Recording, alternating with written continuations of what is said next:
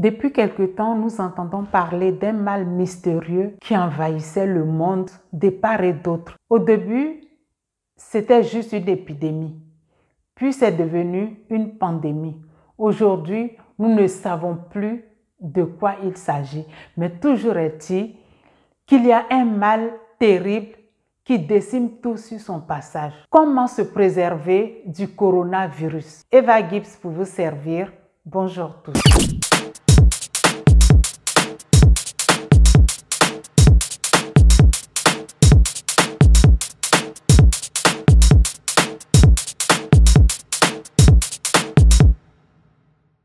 Dans cette vidéo, je voudrais juste attirer votre attention. Je voudrais juste vous demander de prendre soin de vous en respectant les consignes laissées par les différents gouvernements des différents pays à travers le monde. Moi, côté santé, ça va, mais je suis quand même fatiguée et je suis psychologiquement atteinte. Aujourd'hui, nous allons parler de notre santé. Oui, c'est important. Mis à part tous les sujets dont nous débattons au fil des semaines, aujourd'hui, nous allons prendre en compte notre santé. Parce que si nous n'avons pas la santé, quel que soit le problème, quel que soit l'endroit, quel que soit ce que nous allons faire, ça n'a aucun sens, ça n'a pas d'importance. Parce que c'est la santé avant tout. Quand nous savons que nous sommes en bonne santé, quand nous savons notre famille en bonne santé, quand nous savons notre entourage, nos amis, nos collègues et tout le monde en bonne santé, ça nous donne la force de nous lever. Ça nous donne la force de partir chercher notre pain quotidien. Mais il y a quelque chose qui malheureusement mine cette santé-là. Quelque chose de très grave. Quelque chose qui est invisible, mais quelque chose qui s'attrape quand même. Quelque chose qui est plus dangereux qu'une arme. Et cette chose-là, vous l'avez compris, c'est le coronavirus. Ce coronavirus-là, nous avons eu les premiers échos dans le mois de janvier. Et on a entendu qu'il était en Chine.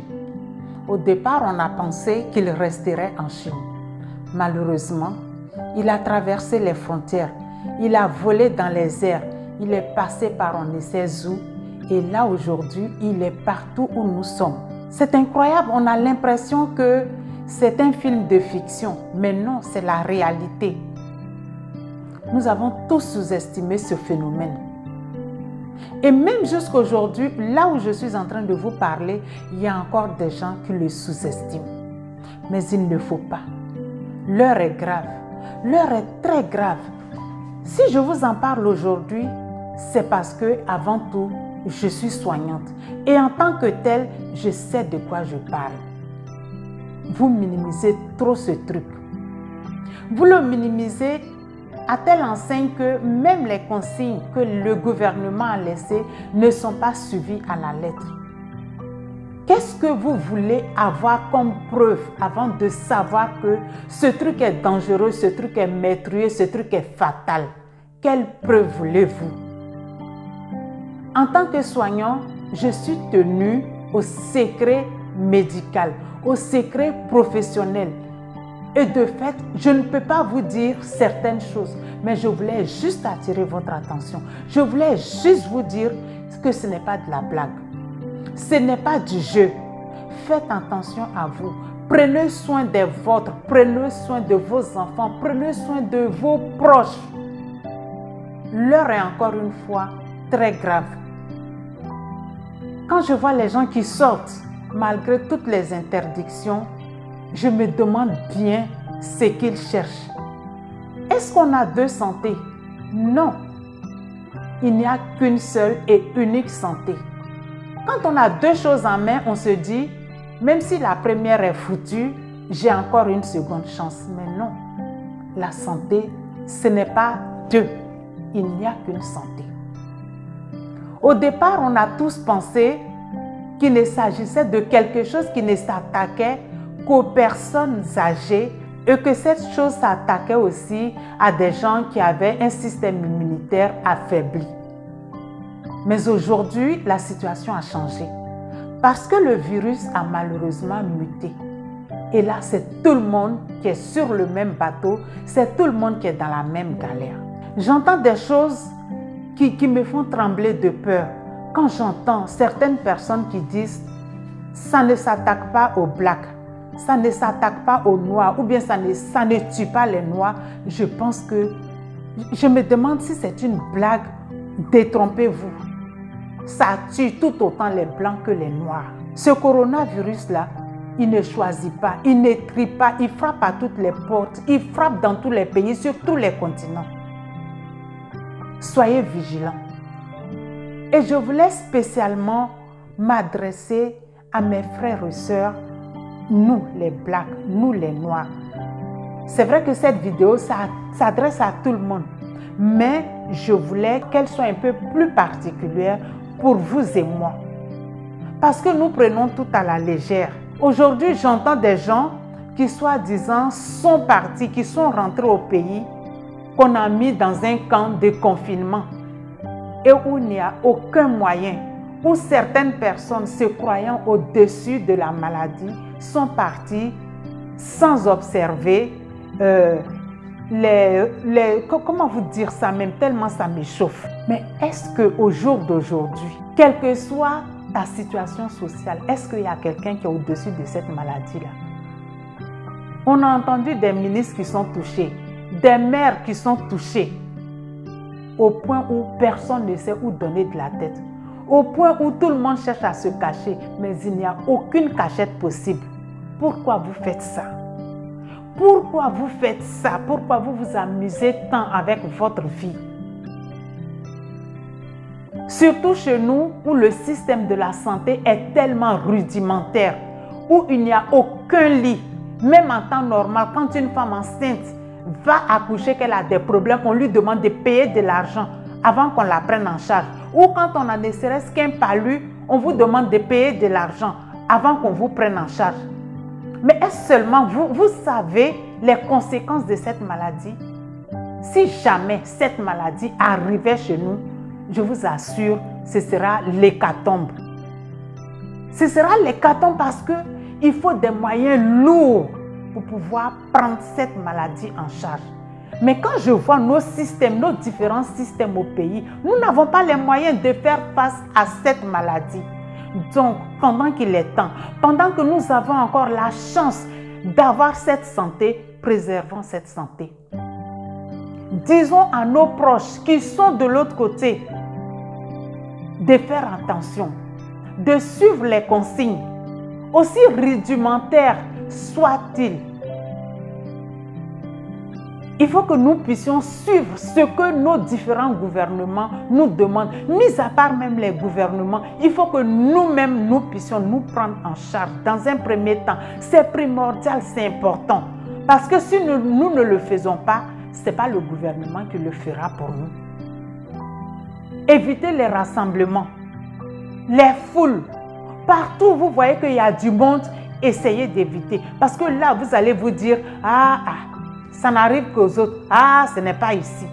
Mais quand ça va vous envahir, qu'est-ce que vous allez faire? Au jour d'aujourd'hui, même en Europe, le SAMU ne sait plus où donner de la tête. Le SAMU baisse les bras pratiquement. Parce qu'il y a tellement de cas. À telle enseigne qu'il faut faire des tris. Mais comment on va faire, nous autres qui avons notre système de santé si pauvre? Pensons à nous, je vous assure. L'heure est grave. L'heure est très grave. Quand vous vous trouvez devant des cas, vous comprenez pourquoi le gouvernement met une si grosse pression pour que chacun se confine, pour que chacun reste chez soi. Ce n'est pas de la blague. Des jeunes blagues de 36 ans qui partent en quelques heures. Je vous assure, les frères et sœurs, ça fait peur. Nous autres, quand nous sortons de chez nous, nos familles sont dans la peur, dans la crainte. Parce que c'est vrai, nous sortons de chez nous en bonne santé. Mais est-ce que nous savons sur quoi nous allons tomber dans les différents hôpitaux? Non, nous ne savons pas parce que c'est incertain. Et c'est pour ça que quand nous arrivons, toutes nos familles sont contentes. et remercie le Seigneur de nous avoir préservés. Même si on ne sait pas avec quoi on est rentré, mais toujours nous fléchissons le genou pour dire pardon à Dieu, qu'il ait pitié de nos erreurs, de nos fautes, parce que nous ne savons pas vers quoi nous tournons aujourd'hui. Encore une fois, je vous demande pardon. Soyez conscients. Essayez de prendre les choses en main maintenant que vous avez la santé. La santé est précieuse. Il n'y a pas de santé. Faites attention à vous. Dès que vous avez une petite fièvre, dès que vous vous sentez hyper fatigué, mettez-vous à l'arrêt. Préservez ceux qui sont à côté de vous. N'allez surtout prendre des anti-inflammatoires qui vont aggraver votre cas. Si vous ne savez quoi faire dans un premier temps, prenez des antalgiques, le Doliprane. Prenez-le à intervalles réguliers selon la prescription médicale ou selon ce que vous dira la notice. S'il vous plaît, c'est important. Je pense que je ne vais pas m'attarder plus que ça. Parce qu'en gros, c'est juste pour vous dire qu'il faut prendre soin de vous. C'est juste pour vous dire qu'il ne faut pas minimiser la situation parce qu'elle est réelle. Juste pour vous dire que l'heure est grave. Prenez soin de vous, où que vous soyez. En Europe, aux États-Unis, en Afrique, partout dans le monde, où que vous soyez, prenez soin de vous. Car cette maladie, elle touche bel et bien cette peau-là. Elle la détruit, elle achève, elle la tue. Ne croyez pas que notre sang est un antidote au coronavirus. C'est faux. Ce sont des idées reçues. Je ne sais pas d'où sont sorties ces idées pour faire le tour de l'Afrique, pour que tous les Africains pensent que non, les Africains ne meurent pas du coronavirus. Nous mourrons aussi du coronavirus comme tout le monde parce que nous sommes des êtres vivants. Nous avons tous le même système. Donc, faisons attention à nous. Prenons soin des uns et des autres. Prenez des nouvelles de vos proches si vous ne les entendez pas. Soyons encore une fois très vigilants, car il y a nos enfants, il y a nos différentes familles qui comptent sur nous. Et pour que nous puissions nous occuper de nos enfants et de nos familles, de nos collègues, de tous ceux qui nous entourent, nous avons besoin d'être en bonne santé. Alors, je demanderai à nous tous d'être solidaires pour que ceux qui ne veulent pas, encore une fois, comprendre que nous sommes dans une situation difficile, pénible et dangereuse, nous puissions être des messagers auprès d'eux pour porter le message pour dire que l'heure est grave et qu'il faut que tous autant que nous sommes, nous nous préservons, que nous préservons cette santé-là qui est si précieuse et qui n'existe qu'en une seule et unique copie. Je vais vous laisser en espérant vous retrouver très prochainement pour discuter d'autres problèmes qui soient plus gais, des problèmes qui mettent de la joie dans nos différentes vies. C'était Eva Gibbs. Aimons-nous vivants.